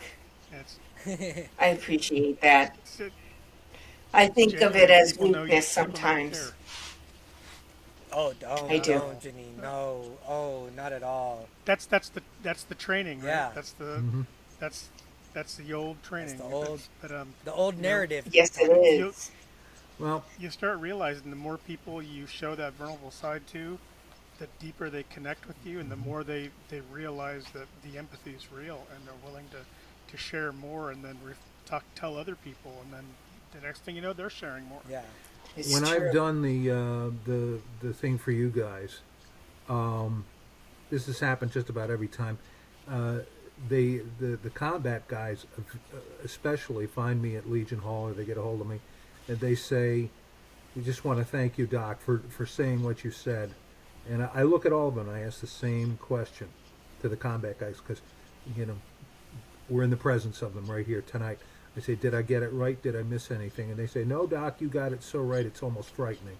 My buddy was sitting right next to me, and he couldn't tolerate it. He was in tears. He had to leave the room because you got it so right. I'm like, okay, maybe we're on the right path here. And that is exactly the reason why I need to have my volunteers trained. Because Yeah, he might You might be a one-trick pony, but your volunteers need to see this trick. Exactly, They will. They exactly. will. Even and they are veterans, but I want to be able to have. If I have my people trained, they might be able to see it and approach the individual. Go right ahead, Doc. And here's one further idea. In 2016, I came up with a cockamamie idea of doing an analytic presentation called The Interpersonal Psychoanalytic Approach to Working with Veterans. Now, as anybody who knows me will tell you, I can never do anything the right way or the normal way. God forbid, I got to do it my way. Normally, when you do an analytic presentation, you have another psychoanalyst as your discussant. In other words, you read your paper and your discussant riffs off what you've said, what they like, what they don't like, and so on and so forth, and then the floor is opened up for general questions. And I thought, why on God's green earth do I want another analyst, as my discussant? We're not trying to induce narcolepsy here. Why not have a combat veteran? Why not have one of the real guys? So I get on the blower with Nate, and he says, where and when do you want me? He did it on a lark, but now in 2023, 6-7 years, we've delivered this presentation 16 times across the United States. So No kidding. where I'm getting with this is and if I'm speaking out of turn, gents, let me know. Let's do the veterans presentation. Only, Luis, you drag your ass out from California. We'll do it in front of your people. I say that with all the love in my heart. And also because I was supposed to meet up with them in South Carolina for the presentation, and I got affected with all of the flight cancellations. What was that, December? Oh guys? no! Yeah. Yeah. I'm sitting at the No. airport, literally texting Nate, showing them updates as I'm dealing with the airlines and trying to get there on time, and It's it horrible. was So let's Hey, do but- this during off season, when we can virtually guarantee. right. You mean like sometime when some of us might be traveling out to the Hudson Valley area? Yeah, let's go. Yeah. He's onto it. Hey, look at that. Nate's onto it. Yeah. Let's do a twofer because we're part of an organization called Renaissance Weekend. It's and we do this and have done this now 4 or 5 times at Renaissance Weekend. This is in the first week of August or first week of October, Nate? Does that sound about right? I think it is. Yeah. The one at Hudson? I know it's in October. Yeah, it's Yeah, in October. and Yeah. and this is taking place 2.5 hours from where I and Jeannine live. So there's nothing that says we couldn't do the veterans presentation twice when everybody's all in the same location. True. Bingo! That's a great idea. Yeah. That's a great idea. I can help set that I'm up. driving up anyways. Seriously. Now, Nate, where are you out of? I'm in Stafford, Virginia, just south of Quantico. Oh, okay. All right. Yeah, I can actually help you guys with setting that up. That's great. Hello! Yeah, that would be good leverage. Take us, we're yours. You got it. I'm so excited. You do understand that I'm kind of a pain.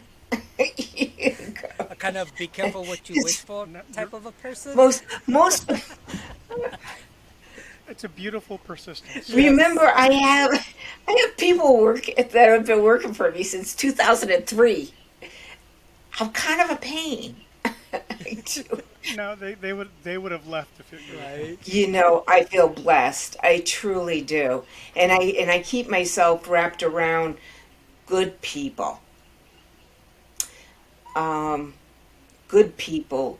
You know, I know people say keep your enemies close. Well, you know what? Those enemies have stabbed me in the back so many freaking times. I'm keeping my friends close. Yeah. I don't need the enemies. I don't like dirty business, and I don't work by dirty business. So things have fallen through because of that. And but it's God was very good to me, and He didn't let me fall Yeah. when I thought I was going to. seems to me you're right where you need to Exactly. Amen. Amen. And Louis, you are an inspiration. Oh, Jeannine, no, thank you. Thank You you so are. much. You are. No, it's You people, are. It's people like you that have done this for years, way before I came around, and thought of us veterans before I even retired. Um, that gave me the inspiration to think like, wow, maybe I can help more people. Maybe Hmm.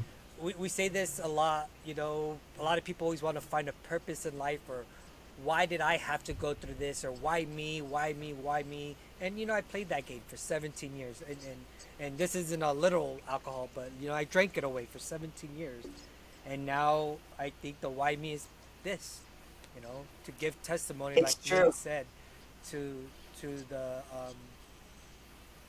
to those internal wounds that some of us carry out of our traumas, whether it was in combat or here at home, right, where you should have been safe, like let's in your house, right, and someone comes in and does something horrible to your family in your own home. A trauma is a trauma, and people are sometimes very afraid to talk about it. So it's really people like you that I want to thank for giving me the inspiration and aspiring to want to help other people after y'all helped me for so many years. So it's just my little way of trying to give back, um, to a country Amen. that I love so much. A lot of people don't know this. Nate and Doc do, but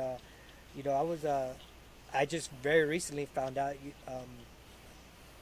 For many years, I always thought I was born an American citizen, but I'm not. Weird story is, I'm Mexican by blood, I'm German by birth, but I'm a U.S. citizen by choice.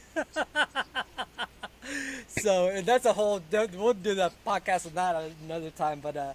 So it's Wow. just my little way of giving back to a country that I feel um, gave my parents and grandparents, two immigrant families, a great opportunity to succeed. And here we are now. So thank you as well. Hmm. Amazing. Just amazing. What a great night. Yeah. So let's Well. change the world, Yeah. folks.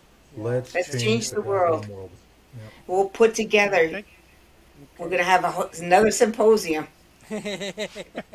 Okay. Yeah. Thank you for sharing with us Yes. what your organization does. We are ready. We're rocking it seriously. Knock on wood. Um, there's a lot of interest in it, and it definitely is working. And we're obviously touching people when some of our veterans are getting up because they have to walk away, Right. and that's huge. That's huge. Yeah. And getting my people trained, is important to me, and to make certain that we have the right approach each time, because it is serious. I mean, it was one before I get off here.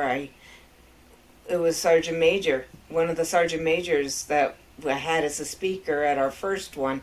He turned around and pretty much, he said pretty much everything that Doc was talking about. He was going down wrong roads, and he really related to it, and so did another one of my soldiers and another one of them. It's crazy how you touch upon it, and because you've seen it, you understand it, and Hmm. you can bring it forward for them, so that there is no shame. Yeah. A shame will obscure a whole lot, won't it? Hmm. That's right. Yes, Sure it will. does. It sure is. Well, Yeah. thank you. No, well, thank you, Janine. Yeah, we've been going Wow. at it for a little bit over 2 hours. It's been such a great night. Janine, thank you for everything your Awesome. organization does, and will continue to do for our veterans. And we look forward to having you on again at another time. I Yeah. look Let's keep the forward to synergy it going. too. I look forward to talking to you about more things, and Doc, of course. And Nate, Can't shut anytime me you up. need me, give me a holler.